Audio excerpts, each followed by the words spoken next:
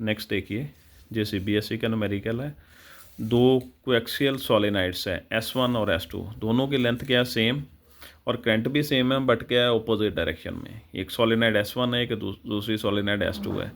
N1 क्या है, number of turns per unit length किसकी, S1 की, और S2 की क्या है, N2 number of turns per unit length.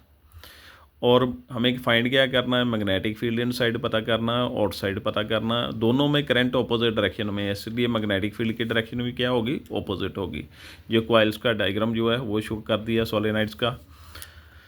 इसमें देखिए राइट हैंड थंब रूल जो है मैग्नेटिक फील्ड के डायरेक्शन बताएगा। अगर करंट ऊपर की तरफ हो तो मैग्नेटिक फील्ड लाइंस कर्ल की तरफ होगी, इस कर्ल की तरफ होगी तो किस तरफ होगी, एंटी क्लॉकवाइज। करंट अगर ऊपर की तरफ होगा, अगर करंट नीचे की तरफ होगा तो मैग्नेटिक फील्ड लाइंस क्या होगी, क्लॉकवाइज होगी। डायरेक्शन इस रूल से आ जाएगी, राइट हैंड थंब रूल से। अब देखिए मैग्नेटिक फील्ड का फार्मूला ड्यू टू सोलेनाइड क्या था, म्यू नॉट NI, ये फार्मूला था। तो B1 के लिए N1 नंबर ऑफ टर्न्स आ गई, डायरेक्शन होगी B2A।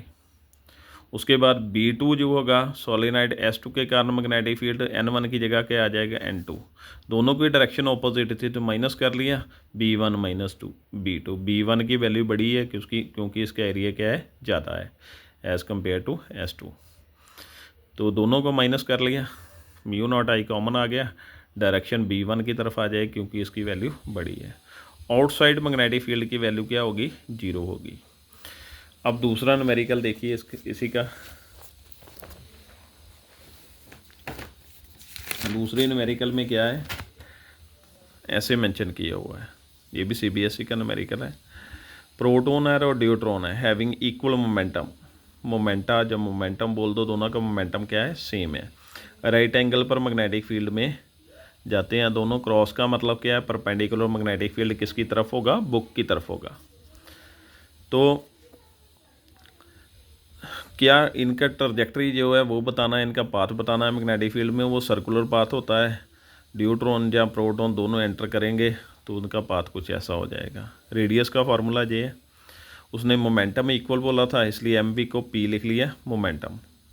उसके बाद क्या है, दोनों को क्या कर दिया, दोनों को कर दिया डिवाइड कर दिया। रेडियस का चार्ज के साथ रिलेशन देखो क्या है, इनवर्सली रिलेशन है, RP अपॉन RD। QD की वैल्यू ऊपर चली गई ड्यूट्रॉन का चार्ज, और P की वैल्यू क्या आ गई, नीचे आ गई। दोनों का चार्ज क्या होता है, सेम होता है, दोनों का चार्ज सेम है, इसलिए दोनों की रेडियस की रेशो क्या आ गई, सेम आ गई, 1:1 आ गई। दोनों चार्ज पार्टिकल पहले ही मैंने बता दिया, इनकी जो ट्रैजेक्टरी होगी इसमें वो कौन सी होगी, सर्कुलर होगी। मैग्नेटिक फील्ड में हमेशा चार्ज पार्टिकल का पाथ क्या होता है, सर्कुलर होता था। ये थे आज के टॉपिक, थैंक यू।